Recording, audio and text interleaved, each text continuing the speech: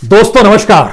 दोस्तों, राजनीति में अपराधीकरण का जिक्र कोई नया नहीं है और राजनीति करने के लिए ब्लैक मनी का इस्तेमाल भरपूर होता है, यह भी जिक्र कोई नया नहीं है। इतना ही नहीं, राजनीतिक मंच पर कैसे प्रोपेगेंडा के जरिए खुद को लार्जर देन लाइफ नेता बनाता है, यह भी जिक्र कोई नया नहीं है।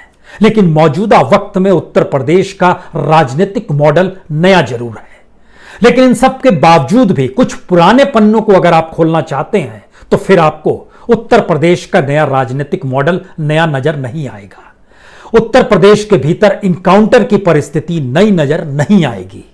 उत्तर प्रदेश के मुख्यमंत्री योगी का मॉडल, पॉलिटिकल मॉडल नया नजर नहीं आएगा, क्योंकि जब आप पुराने पन्नों को खोलते हुए नए पन्नों को गढ़ने के साथ भविष्य की राजनीति को देखना चाहते हैं तो हमें लगता है कि आज दरअसल एक एक कर जरा पन्ने खुलते हैं तो आप पुराने और नए पन्नों के बीच में खड़े होकर महसूस कीजिएगा जो पुराना पॉलिटिकल मॉडल था और जो नया उत्तर प्रदेश का राजनीतिक मॉडल है, यह क्या पुरानी परिस्थितियों को नए तरीके से अपना रहा है और परिस्थितियां बदली नहीं है।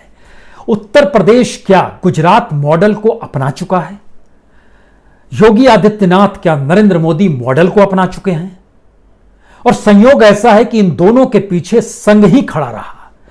गुजरात को हिंदुत्व की प्रयोगशाला के तौर पर अपनाने के बाद गुजरात के मुख्यमंत्री से देश के प्रधानमंत्री तक जो सफर नरेंद्र मोदी ने तय किया, उसमें एक बड़ी भूमिका आरएसएस की रही है। और 2017 में भी जब उत्तर प्रदेश के मुख्यमंत्री के तौर पर योगी आदित्यनाथ का नाम कहीं नहीं था और झटके में उनका नाम आया, तो भी पीछे आरएसएस ही था।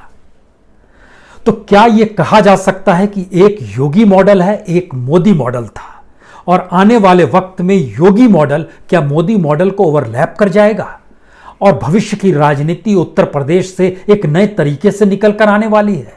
आप सोच सकते हैं। लेकिन पुराने पन्नों को तो आज पलटिए, क्योंकि इनकाउंटर तब भी थे, इनकाउंटर अब भी है। प्रोपेगेंडा तब भी था, प्रोपेगेंडा अब भी है। डेवलपमेंट की बात यानी विकास का जिक्र तब भी था, विकास का जिक्र अब भी है।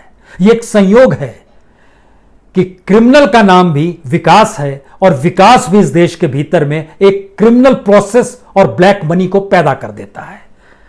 लेकिन हमें लगता है बात आज कहां से शुरू की जाए, क्योंकि गुजरात मॉडल के भीतर का इनकाउंटर धर्म से जुड़ा हुआ था, क्योंकि वह हिंदुत्व की प्रयोगशाला थी। उस समय टेररिज्म का जिक्र था, पाकिस्तान का जिक्र था, पाकिस्तान के आतंकवादी संगठनों से निकले हुए आतंकवादियों का जिक्र करते हुए इनकाउंटर गुजरात में हो रहा था। उत्तर प्रदेश के भीतर एक हल्की सी लकीर धर्म की जरूर है, जिसमें हिंदू मुस्लिम आपको नजर आएगा, लेकिन उसके साथ ही जातीय राजनीति बड़ी बलवती है और उसका भी इनकाउंटर अपने लिहाज से हो रहा है। और इस इनकाउंटर के पीछे दरअसल एक नेक्सस है, पॉलिटिकल नेक्सस। गुजरात में यह पॉलिटिकल नेक्सस उस रूप में नहीं था जैसा उत्तर प्रदेश में है। और यह भी समझना होगा कि गुजरात की जनसंख्या 6 करोड़ थी, उत्तर प्रदेश 22 करोड़ में है, यानी कई गुजरात उत्तर प्रदेश में समा जाए। और लोकसभा की सीट भी गुजरात में सिर्फ 26 है, उत्तर प्रदेश में तो 80 है। तो कई गुजरात वाकई उत्तर प्रदेश में समा सकते हैं। और अगर राजनीतिक मॉडल आपने बना लिया तो फिर कोई भी चीज आपके सामने बड़ी छोटी पड़ जाएगी, सत्ता भी। कमोवेश इन पन्नों को पलटने के लिए आज बात कहां से शुरू की जाए? हमें लगता है कि जिस मॉडल का जिक्र हो रहा है उससे पहले एक राजधर्म का जिक्र आज जरूरी है, क्योंकि 2002 के दंगों के बाद जब अटल बिहारी वाजपेयी गुजरात पहुंचे थे और उनके बगल में उस वक्त के मुख्यमंत्री नरेंद्र मोदी बैठे थे, तो एक पत्रकार के सवाल पर कि आपका कोई संदेश गुजरात के मुख्यमंत्री के लिए है, उस पर वाजपेयी जी का जो संदेश था वो बहुत साफ था, जो या तो कह सकते हैं कि इतिहास के पन्नों में दर्ज हो चुका है या फिर उसको धूमिल करने की कोशिश हर राजनीतिक मॉडल करता है। आप जिस लिहाज से लेना चाहें ले लीजिएगा, क्योंकि वाजपेयी जी ने जिक्र किया था मुख्यमंत्री के लिए मेरा एक ही संदेश है कि वो राजधर्म का पालन करें। राजधर्म राजा के लिए, शासक के लिए प्रजा प्रजा में भेद नहीं करता या नहीं हो सकता, ना जन्म के आधार पर, ना जाति के आधार पर, ना संप्रदाय के आधार पर। और इसके तुरंत बाद उस वक्त के मुख्यमंत्री नरेंद्र मोदी का जवाब था, हम भी यही कर रहे हैं साहब। और वाजपेयी जी का उस पर और छोटा सा जवाब था, मुझे विश्वास है नरेंद्र भाई यही कर रहे हैं। यह दर्ज हो चुका है राजधर्म का जिक्र मौजूदा वक्त में आरएसएस सक्रिय नहीं है। मौजूदा वक्त में बीजेपी या संघ के भीतर कोई ऐसा पॉलिटिकल समझ रखने वाला व्यक्तित्व नहीं है जैसा वाजपेयी जी थे। स्थितियां बदल गई है, नई पीढ़ी सामने है, नए प्रचारक सामने है, नई सियासी राजनीति भी सामने है, क्योंकि योगी आदित्यनाथ संघ से निकले हुए नहीं है, वो हिंदू महासभा से निकले हैं। और जिस लिहाज से वो अयोध्या में मंदिर बनाने का जिक्र करते थे, आरएसएस उनसे खासी प्रभावित रहा। और 2014 में प्रधानमंत्री बनने के बाद जिस तरीके से अयोध्या को ठंडे बस्ते में डाल दिया गया, आरएसएस उससे खुश नहीं था। और तब उसने उत्तर प्रदेश की राजनीतिक पटल पर योगी आदित्यनाथ को लाकर सामने खड़ा कर दिया। लेकिन इसका मौजूदा वक्त के इनकाउंटर से क्या लेना देना है? एक इनकाउंटर विकास दुबे का हुआ है, एक इनकाउंटर इस देश के भीतर में माफिया नेक्सस का हो गया जो उभर कर नहीं आएगा, एक इनकाउंटर उस पॉलिटिकल माफिया गैंग का हो गया जो उभर कर नहीं आएगा इस इनकाउंटर के बाद। इसका जिक्र हो रहा है, लेकिन हमें लगता है कुछ पन्नों को आज पलटने की कोशिश कीजिए और उन पन्नों को पलटते समय उत्तर प्रदेश के इनकाउंटर और गुजरात के इनकाउंटर के बीच में खड़े हो जाइए।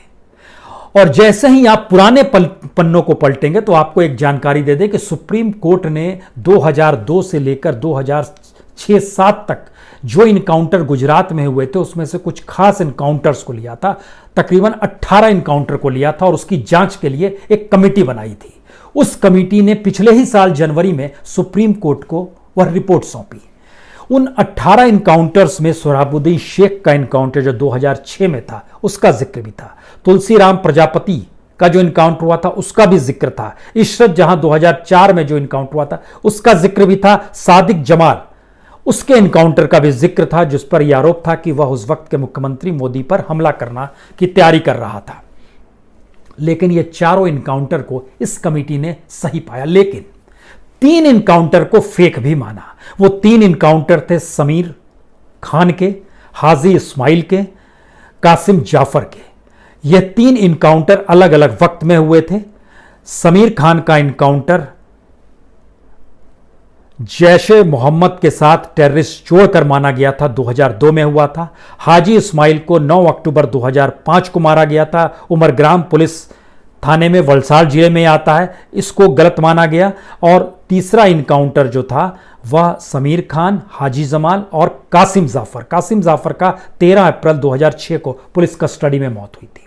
इन 3 को गलत इनकाउंटर माना गया, यानी फेक माना गया, बाकी 15 को ठीक माना गया। उन इनकाउंटर की फहरिस्त में जब हमने सारे नाम पढ़े तो आपने देखा होगा एक खास धर्म विशेष से जुड़े हुए नाम है। लेकिन सवाल यह नहीं है उस समय की राजनीतिक स्थितियों में चले जाइएगा, उसके उस हिंदुत्व की प्रयोगशाला में चले जाइएगा तो ये नाम उभर कर आएंगे, कोई नया नहीं है। लेकिन उत्तर प्रदेश के भीतर जब आप घुसिएगा तो उत्तर प्रदेश और बिहार की राजनीति में जाति का महत्व बहुत रहता है, जिसको कभी गुजरात से आया हुआ शख्स नहीं समझ सकता है। और पहले चुनाव में जब लालू यादव और नीतीश कुमार साथ मिलकर चुनाव लड़ रहे थे उस वक्त भी ये समझ नहीं पाए थे। अब देखें, इस बार परीक्षा है, नए तरीके की परीक्षा है, इसमें क्या होता है। लेकिन जाति राजनीति का एक असर यह है कि उत्तर प्रदेश के भीतर में जब क्लीन ऑपरेशन, स्टेट को क्लीन करने के लिए जो इनकाउंटर्स की शुरुआत हुई, आज की तारीख तक 5185 इनकाउंटर उत्तर प्रदेश में हो चुके हैं। 119 किलिंग हुई है, 119वां किलिंग विकास यादव का। 1859 लोग इंजर्ड हुए हैं, घायल हुए हैं। 17,745 क्रिमिनल ने सरेंडर कर दिया और कहा गया कि उसमें से बहुत सारे लोग जो जेल में बंद थे उन्होंने जमानत तक नहीं ली कि बाहर आएंगे तो इनकाउंटर हो जाएगा। हालांकि 642 पुलिसकर्मी भी घायल हुए। लेकिन इसका जिक्र इसलिए बड़ा महत्वपूर्ण है क्योंकि जब फहरिस्त आप इनकाउंटर्स की देखते हैं, हम कुछ नाम आपको शुरुआती दिनों का बतलाते हैं। 2017 का वो नाम जिसमें धर्म के आधार पर आप नहीं देखिएगा चिन्हित, गुरमीत 25 साल का, इसके ऊपर 7 केस थे। बलिया में इसका इनकाउंटर हुआ 31 मार्च 2017 को। विकास अलीगढ़ में इनकाउंटर हुआ 22 साल का लड़का, 28 सितंबर 2017 को इस पर 19 केस चल रहे थे। मुकेश राजभर 32 साल का था, आजमगढ़ में इसका इनकाउंटर हुआ 2018 में 26 जनवरी को। विकास दूसरा था एक 26 साल का, इसका मुजफ्फरनगर में इनकाउंटर हुआ 6 फरवरी 2018 को। इस फहरिस्त में एक सुमित गुज्जर भी था जिसका ग्रेटर नोएडा में इनकाउंटर हुआ। इस पर कोई केस नहीं था संयोग से, लेकिन पुलिस ने इनकाउंटर के बाद इस पर केस लगाया। पोंटी चंडा और उनके भाई की जो हत्या हुई थी आपस में, उसके साथ इनको जोड़ दिया गया सुमित गुज्जर के बाद। ये 5-6 नाम जो हमने लिए, इसमें ये नाम आपको गुजरात मॉडल में नजर नहीं आएंगे, ये आपको उत्तर प्रदेश के मॉडल में नजर आएंगे। ये अलग बात है कि उत्तर प्रदेश के मॉडल में भी ऐसे बहुत सारे नाम हैं जो गुजरात मॉडल से मेल खाते हैं। मसलन नौशाद, शामली में इनकाउंटर हुआ, 30 साल का लड़का, 29 जुलाई 2017। सरवर, इसका भी शामली में उसी दिन इनकाउंटर हुआ, 29 जुलाई को, 28 साल का था, इस पे 8 केस चल रहे थे। इकरम, जो कि शामली में ही हुआ 10 अगस्त 2017 को, इस पर भी 11 केस चल रहे थे। नदीम, शमशाद, जान मोहम्मद, फुरकान, मंसूर, वसीम काला, नीर मोहम्मद, मेरठ में इनकाउंटर हुआ। मेरठ का इलाका हो, मुजफ्फरनगर का इलाका, खतौली का इलाका, सहारनपुर का इलाका, शामली का इलाका, इन इलाकों को देखिएगा तो आपको पश्चिमी उत्तर प्रदेश की उस राजनीति की समझ आ जाएगी जहां पर बीजेपी की पैठ नहीं हो पा रही थी। यह एक राजनीतिक मॉडल है और इसमें जाहिर है, लेकिन इन पर केस भी चल रहे थे और जिस पर केस नहीं चल रहा था वो सुमित गुज्जर था। बाकी सभी पर केस चल रहे थे, इसलिए इनका इनकाउंटर हुआ, इसमें कोई दुविधापूर्ण बात नहीं है। तो एक इनकाउंटर की ये फेरिस्त अपने आप में बताने के लिए काफी है कि एक गुजरात मॉडल से हटकर उसका और विस्तार, जिसके दायरे में उत्तर प्रदेश की 80 सीटें आ जाती है, वो होता है। इसके पैरेलल में एक दूसरी चीज ध्यान दीजिएगा, जिस समय गुजरात मॉडल के भीतर इनकाउंटर मॉडल खत्म होता है तो गुजरात वाइब्रेंट गुजरात खड़ा होता है। वाइब्रेंट गुजरात का मतलब था बहुत पूंजी आ रही है। और ध्यान दीजिए, उत्तर प्रदेश के भीतर भी इन्वेस्टमेंट समिट शुरू होता है 2018 से, जिसमें कहा गया बड़ी पूंजी उत्तर प्रदेश में लगेगी और बड़ी तादाद में रोजगार मिलेगा, इंडस्ट्री लग जाएगी, कमाल हो जाएगा। यही स्थिति कमोवेश गुजरात को लेकर कही गई। दोनों परिस्थितियों को पलटिएगा तो फिर आप उसी मॉडल में आके खड़े हो जाइएगा कि कमोवेश योगी आदित्यनाथ का भी डेवलपमेंट का मॉडल, विकास का मॉडल ठीक गुजरात मॉडल से मैच तो नहीं कर रहा है। इसके लिए आपको चल पड़ना होगा शुरुआती दौर में। हम आपको लिए चलते हैं गुजरात में। गुजरात में जब वाइब्रेंट गुजरात आया तो उसके बाद की परिस्थिति जरा परखने की कोशिश कीजिएगा। इसके लिए हमको लगता है जो 2000 से 2013 तक की स्थिति है इस देश के भीतर में। 2001 में गुजरात के मुख्यमंत्री बन चुके थे नरेंद्र मोदी और 2013 तक वो कमोवेश पूरे तन मन धन से वहां पर लगे हुए थे। उसके बाद 2013 के सितंबर से वो चुनाव प्रचार मैदान में प्रधानमंत्री पद के उम्मीदवार के तौर पर कूदते हैं। लेकिन एफडीआई इस देश में 2000 से 2013 तक तकरीबन 9.1 लाख करोड़ आया। लेकिन आपको जानकर हैरत होगी, गुजरात जो गया वो सिर्फ 3.5%, लगभग 39,000 करोड़ रुपया ही गया। लेकिन प्रोपेगेंडा किया गया कि गुजरात शायद ग्राउंड जीरो है एफडीआई इन्वेस्टमेंट का। ये सच नहीं था। अगर आखिरी 3 वर्षों में भी देखें, 2010-11 में सिर्फ 3.4%, लगभग 3,300 करोड़। 2011-12 में 2.9% ये गुजरात गया है। पूरे देश के एफडीआई के हिस्से के हिसाब से बता रहे हैं 2.9%, 4,700 करोड़। 2012-13 में 2.4%, 2,500 करोड़। यह स्थिति थी। और इतना ही नहीं, जो नई प्राइवेट फर्म्स आ रही थी, नई कंपनियां लग रही थी, जो कैपिटल इनफ्लो था, उसमें भी गुजरात का नंबर ऐसा नहीं है कि अव्वल था, लेकिन गुजरात मॉडल में बतलाया गया अव्वल था। और गुजरात मॉडल से बहुत पहले महाराष्ट्र सबसे ज्यादा था, 6,371 करोड़। दिल्ली था 4,260 करोड़। तमिलनाडु था 2,102 करोड़। वेस्ट बंगाल था 1,826 करोड़। उसके बाद गुजरात था 1,616 करोड़, 4.6%। यानी बंगाल भी 5.2% था, तमिलनाडु भी 6% था और महाराष्ट्र तो 18.3% और दिल्ली तो 12.2% था। अब इसके पैरेलल में जैसे ही आप उत्तर प्रदेश में आइएगा, उत्तर प्रदेश में आने से पहले एक चीज और जरा समझने की कोशिश कीजिए। गुजरात मॉडल में जिन बातों का लगातार डेवलपमेंट को लेकर जिक्र होते रहा, अगर उसको हम लोग 2004 से 2012 तक एक खांचे में क्रिएट करें तो आपको जानकर हैरत होगी कि जो स्टेट का डेवलपमेंट होता है, यानी gross state domestic product growth जो होता है, वह बिहार से भी पीछे था। गुजरात, बिहार का 11.4% था, गुजरात 10.1% था। महाराष्ट्र भी ज्यादा था गुजरात से, तमिलनाडु भी ज्यादा था। यह तो एक स्थिति है जो बताने के लिए। लेकिन इसके ठीक पैरेलल में जब उत्तर प्रदेश में आइएगा तो उत्तर प्रदेश में भी पिछले दिनों की बात है, जब जुलाई के महीने में 2019 में योगी आदित्यनाथ ने जिक्र किया कि 1.5 लाख करोड़ रुपया इन्वेस्ट हमारे आने के बाद से गुजरात में एनओसी पर साइन हो गए हैं और तकरीबन 28 लाख लोगों को रोजगार मिलेगा।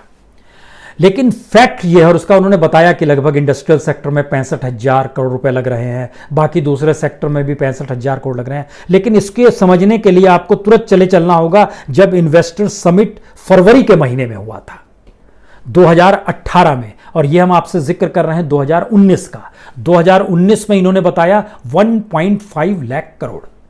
पैसा आया नहीं है लेकिन एनओसी पर साइन हुआ है, मान लेते हैं। लेकिन जब आप इन्वेस्टमेंट समिट में आइएगा 2018 के, ये ठीक वैसे ही है जैसे आप वाइब्रेंट गुजरात में चले जाइएगा जो कि 2007 से शुरू होता है। उसमें भी शुरुआती दौर में जो रकम बताई जाती थी वो अद्भुत रकम थी, उसमें हर कोई लगता था इस देश में गुजरात में ही इन्वेस्ट कर रहा है। ठीक ऐसी ही स्थिति 2018 में उत्तर प्रदेश को लेकर योगी आदित्यनाथ के पॉलिटिकल मॉडल के साथ खड़ी हुई। उसमें उन्होंने कहा था पहले दिन 21 फरवरी 2018 इन्वेस्टमेंट समिट 1045 पैक्ट्स हुए यानी एनओसी हुए हैं और 4.28 ट्रिलियन यानी 4,28,000 करोड़ की डील हो गई है पहले ही दिन। और इसकी सुई जब घूम के आगे 2019 में आती है तो पता चलता है 1.5 लाख करोड़ का जिक्र वो कर रहे हैं और फॉर्च्यून की 500 कंपनियां आ गई हैं। जिन बातों का जिक्र करना है करते चले जाइए। हमने आपसे क्या कहा, भारत का नेता अक्सर अपने आप को बड़ा फक्कड़ और मुफलिस बताता है, लेकिन इर्द गिर्द के वातावरण में जो उसके कॉरपोरेट्स, इंडस्ट्रियलिस्ट और एक तौर तरीके होते हैं, अब जो बदल गया है, अपराधी होते हैं, माफिया होते हैं, नेक्सस होता है, इसका जो पूरा एक समूह होता है वो धीरे धीरे चीजों को डेवलप करता है। गुजरात के मॉडल में इसी चीजों ने धीरे धीरे चीजें डेवलप करनी शुरू की और उसके पैरेलल की स्थिति थी कि ठीक है, मनमोहन सिंह के दौर में जिस रूप में भ्रष्टाचार से उभर कर आ रहा था, जिस तरीके से महंगाई बढ़ रही थी, वो सारी परिस्थितियों को मौजूदा वक्त ने पीछे छोड़ दिया। ये एक अलग स्थिति है। लेकिन उस वक्त और अब के वक्त में जब आकर खड़े होंगे तो मौजूदा वक्त का सच क्या है। भारत की इकोनॉमी डामाडोल है, भारत के भीतर रोजगार नहीं मिल पा रहे हैं, भारत के भीतर का वो डेवलपमेंट का मॉडल लिए 2014 का ऑरा, उसकी चमक धीमी पड़ रही है। तो ऐसे में एक नए राजनीतिक मॉडल की जरूरत होगी। तो क्या वह उत्तर प्रदेश से निकलेगा? यह एक दूर की गोटी है। लेकिन एक मॉडल का टकराव है और उस मॉडल के टकराव में जब आप एक बड़े मॉडल के साथ आते हैं तो पुराने मॉडल को आप दफन करना चाहते हैं। मौजूदा वक्त में मौजूदा केंद्र की सरकार इनकाउंटर के ऊपर कुछ नहीं कहेगी, मौजूदा वक्त में सरकार ब्लैक मनी पे कुछ नहीं कहेगी, मौजूदा सरकार उन तमाम परिस्थितियों पे कुछ नहीं कहेगी, हिंदुत्व पे कुछ नहीं कहेगी, अयोध्या पर खामोशी बरतती है। इन तमाम चीजों का जिक्र 2014 से 2019 तक देखा गया है। लेकिन इन्हीं बातों को लेकर योगी आदित्यनाथ सामने आते हैं। आने वाले वक्त में वह भी सिर्फ डेवलपमेंट, विकास का राग गाएंगे। वह विकास नहीं जिसका इनकाउंटर हो गया, वह विकास जो बार बार इस देश के लोगों का इनकाउंटर करता है। और डेवलपमेंट के नाम पर इस देश के इंफ्रास्ट्रक्चर में जितनी पूंजी लगती है, वो पूंजी कहां, कैसे, किस रूप में लगती है, कोई नहीं जानता है। और मौजूदा वक्त में जब हमारी अर्थव्यवस्था पटरी से उतरी हुई है, मौजूदा वक्त में जब इंडस्ट्रियल डेवलपमेंट रुका हुआ है, मौजूदा वक्त में देश में परचेजिंग पावर कम हो गई है, मौजूदा वक्त में बार बार ये सोचा जा रहा है कौन नया। तो आखिर में एक बात जरा समझने की कोशिश कीजिए। जब इस देश के प्रधानमंत्री खुद को ये कहते हैं चाय वाला प्रधानमंत्री हो गया, उसको वह कुलीन तबका स्वीकार नहीं करता है जो गांधी फैमिली है या जो कांग्रेसी है या दूसरा विपक्ष है, ये सही बात है। लेकिन इसके पैरेलल में फिर से सोचना शुरू कीजिए, क्या इस देश में कोई ठेला वाला प्रधानमंत्री नहीं बन सकता है? कोई पान वाला प्रधानमंत्री नहीं बन सकता है? कोई छोटा व्यापारी नहीं बन सकता है? कोई अखबार बांटने वाला प्रधानमंत्री नहीं बन सकता है? क्यों नहीं बन सकता है? बिल्कुल बन सकता है। योगी आदित्यनाथ भी तो मंदिर से निकल कर आए और उसके बाद उन्होंने स्थितियों को संभाला है। क्यों नहीं हो सकते हैं? वह भी हो सकते हैं। कौन, कैसे, किस रूप में हो सकता है, इसके लिए जो मॉडल क्रिएट किया जाता है वो मॉडल अपराधीकरण से जुड़ा हुआ है, वो मॉडल ब्लैक मनी से जुड़ा हुआ है, वो मॉडल उस माफिया नेक्सस से जुड़ा हुआ है, वो मॉडल इस देश के कुंद पड़ चुकी नौकरशाही से जुड़ा हुआ है, वो मॉडल इस देश में नतमस्तक हो चुके मीडिया से जुड़ा हुआ है, वो मॉडल मौजूदा वक्त में कुंद पड़ चुकी धार जो न्यायपालिका की है उससे जुड़ा हुआ है। यानी कुल मिला के इस देश के भीतर में संविधान को दफन कर दीजिए और राजनीतिक मॉडल नए तरीके से गढ़ लीजिए। और यह गढ़ लिया और उसके बाद लार्जर देन लाइफ खुद को बता दिया तो आप कुछ भी कर सकते हैं। यह स्थिति भारत की पॉलिटिक्स की है और मौजूदा वक्त का सच आर्थिक, सामाजिक, राजनीतिक तौर पर कैसा है, कल मिलेंगे तब बताएंगे। बहुत बहुत शुक्रिया, बहुत बहुत शुक्रिया।